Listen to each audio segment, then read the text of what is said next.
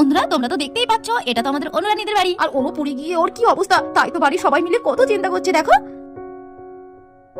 এই সব হয়েছে আমার জন্য, আমি দায়ী, আমার জন্য এমনটা হলো ওর। আমি যদি ওকে মেরে ধরে যদি ঘরে পাঠাতাম, আজ এই দিনটা আমার দেখতে হতো না। কতবার বললাম মেয়েটাকে আমি, মামাম যা তুই ঘরে গিয়ে ছবি আঁক, আমি দেখবো। কিছুতেই গেল না, জেদ করে সেই এখানেই থাকলো। আর আমারও কি মতিভ্রম হলো, যদি আমি মেরে ধরে ঘরে পাঠাতাম তাহলে আজ এই আমার সর্বনাশী কাণ্ডটা ঘটতো না। হ্যাঁ রে জিনা, আমি এখন কি করব তুই বল। এই মেয়ে তো যন্ত্রণায় ছটফট করছে রে। অত ভাবিস না দিদি ভাই, আর কি হবে বলতো, যা কপালে আছে সেটা তো হবে। নিয়তিকে কোনো খণ্ডানো যায় বল, ওর কপালে যেটা ছিল সেটাই হয়েছে। তুই অত চিন্তা করিস না দিদি ভাই, সব ঠিক হয়ে যাবে রে। আর ডাক্তারবাবু তো বলেই দিয়েছে, আর 2-3 দিন একটু কষ্ট করলে অনু আস্তে আস্তে তারপরে ঠিক হয়ে যাবে। মা তুমি কোথায় মা? আমার খুব কষ্ট হচ্ছে মা, মুখটা জ্বলে গেল মা, তুমি কোথায় মা? এই তো মা, এই তো তুমি আমার কোলে মা, তোমার কিচ্ছু হয়নি মা, তুমি তো ভালো হয়ে যাবে। এই তো তোমার কিচ্ছু হয়নি, তুমি তো আমার কোলেই আছো, সব ঠিক হয়ে যাবে মা রে। তুমি কেঁদো না শোনা আমার। মামা আমার ভীষণ কষ্ট হচ্ছে মা, আমার কষ্ট হচ্ছে, আমার গা জ্বলে গেল মা।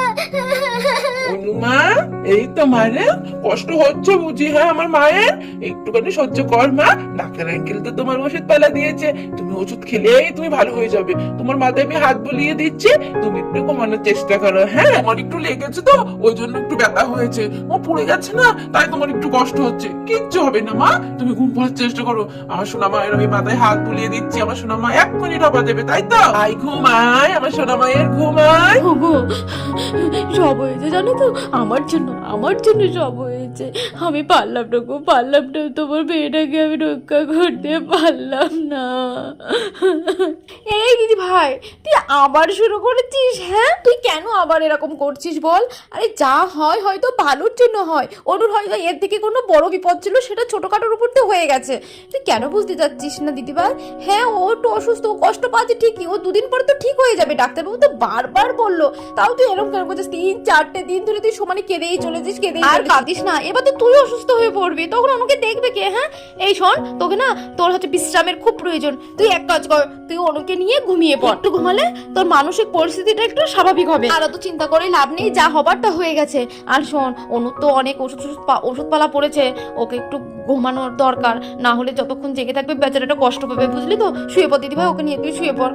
ও মামা, মামাম তুমি আমার কাছ থেকে যেও না মামাম, আমার কিন্তু ভীষণ কষ্ট হচ্ছে মামাম, তুমি আমার কাছে একটু থাকো না মামাম। না শোনা, এই তো বাবা, আমি তোমার কাছেই আছি, আমি কোথাও যাব না। তুমি শো, আমি তোমার পাশেই ঢপা দিচ্ছি বাবা। চোখটা বন্ধ করো মা, ঘুমানোর চেষ্টা করো শোনা।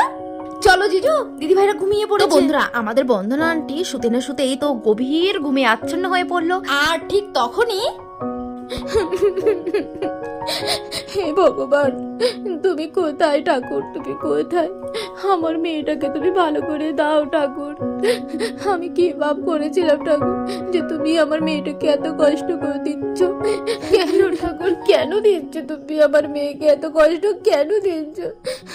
ওর কষ্ট যে আমি আর সহ্য করতে পারছি না ঠাকুর। তো বন্ধুরা, আমাদের বন্দনা আন্টি যখন উন্মাদ হয়ে পাগলের মতো কান্নাকাটি করছিল আর ভগবানকে ডাকছিল, ঠিক তখনই অনুদের বাড়িতে এক বুড়িমা এসে হাজির হলো। কিরে বাছারা, কেউ বাড়িতে আছিস? আমাকে দুটো খেতে দিবি রে, আমি না 3-4 দিন ধরে কিচ্ছু খাইনি, অনাহারে আছি, আমাকে দুটো খেতে দে না রে।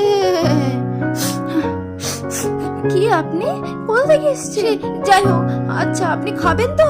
আচ্ছা দাঁড়ান, আমি আপনার জন্য খাবার নিয়ে আসছি। দাঁড়া বাচ্চা দাঁড়া, খাবার পরে নিয়ে আসবি। তোকে তো দেখে মনে হচ্ছে তুই ঘোর সংকটের মধ্যে আছিস, তোর কি হয়েছে রে? আর বন্ধুরা, বুড়িমার ওই কথা শুনে বন্ধুরা আন্টি তো হাউ হাউ করে কেঁদে উঠলো। জানেন, আপনি জানেন আমার ভীষণ বড় বিপদ। আমার মেয়েটা না পুড়ে গেছে জানেন। আমি যখন রান্না করছিলাম ও খুব জেদ করছিল আমার রান্না দেখবে বলে, আর আমি ওকে রেখে আমি কলপারে গিয়েছিলাম চাল ধুতে।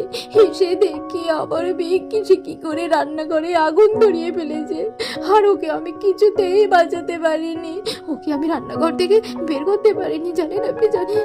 আর আমার মেয়ে পুড়ে গেছে, কত কষ্ট পাচ্ছে, ছটফট করছে, ও ছটফট করতে জ্বালা যন্ত্রণা। আর মা হয়ে আমি কি সেটা সহ্য করতে পারি বলুন, আপনি বলুন।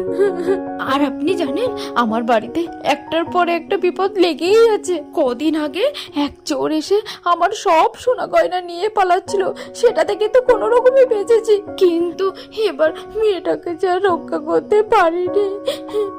আচ্ছা বাছা, আচ্ছা শান্ত হ, শান্ত হ। তোর কথা তো আমি সব শুনলাম, তুই চিন্তা করিস না, সব ঠিক হয়ে যাবে। শোন, আমি একটা কথা বলি, তুই না বাড়িতে এবার প্রত্যেক দিন পুজো করার সময় প্রত্যেক দিন একবার করে হনুমান চালিসা পাঠ করবি। দেখবি তোর বাড়ি থেকে সব সংকট মুছে যাবে, ঘুচে যাবে।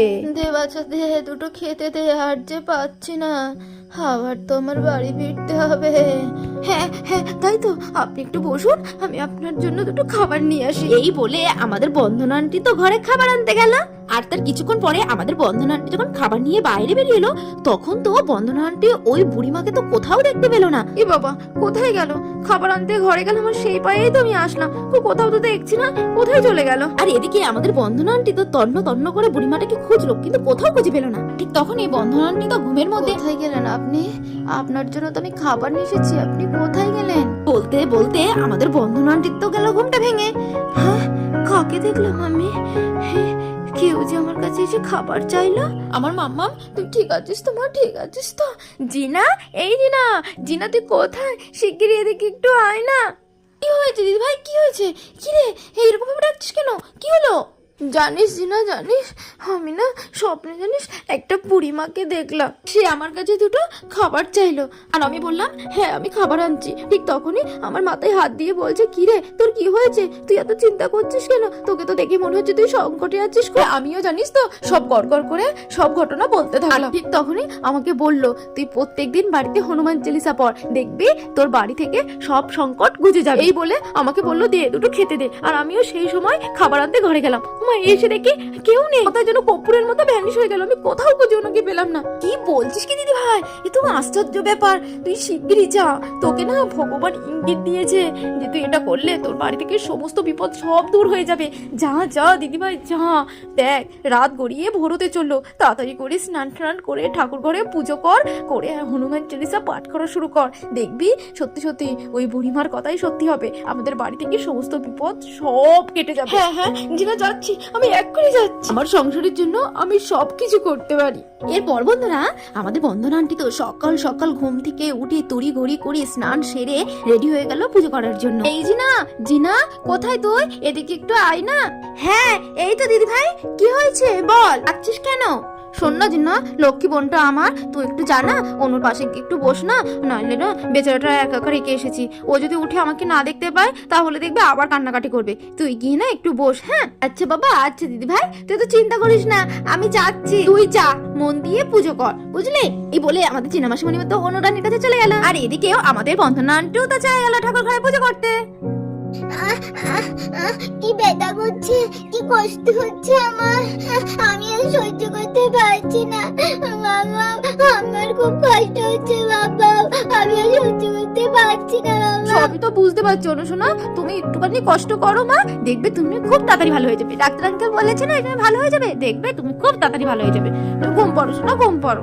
হে ভগবান, তুমি আমাকে কি ইঙ্গিত দিলে আমি কিছুই বুঝতে পারছি না, আমি যেমন পারি তোমাকে তেমন ভাবে আমি পুজো করছি। ভগবান তুমি আমার এই দিনটা কেন দিলে ঠাকুর, তুমি এই দিনটা কেন দিলে? সব সময় মনে প্রাণে তো আমি তোমাকেই ডাকি, সব সময় আমি তোমাদেরকে বলি যে আমার স্বামী সন্তানকে তুমি ভালো রেখো, সুস্থ রাখো, কেন তুমি এইরকম আমার মেয়েটাকে শাস্তি দিচ্ছ? ভগবান তুমি আমার মেয়েটাকে ভালো করে দাও ঠাকুর, তুমি আমার মেয়েটাকে ভালো করে দাও, সুস্থ করে দাও।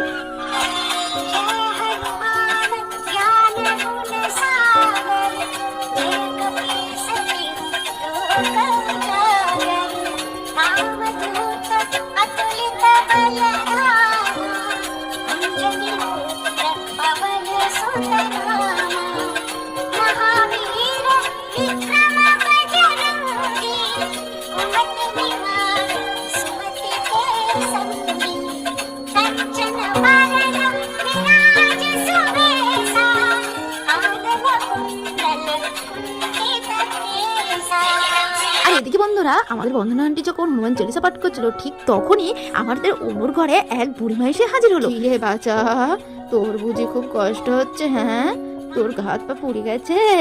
দাঁড়া, তোর সব কষ্ট থেকে আমি মুক্তি দিয়ে দেবো। তারপর বন্ধুরা, ওই বুড়িমা তো অনুর মুখের উপরে হাতে একটা জাদু লাঠি ছিল, সেই জাদু লাঠি দিয়ে অনুর মুখের উপরে তো ঘোরাতে লাগলো, আর মুখে কি সব মন্ত্র বলতে লাগলো। এদিকে আমাদের জিনা মৌসুমানি তো অকতটা ঘুমিয়েই আছে।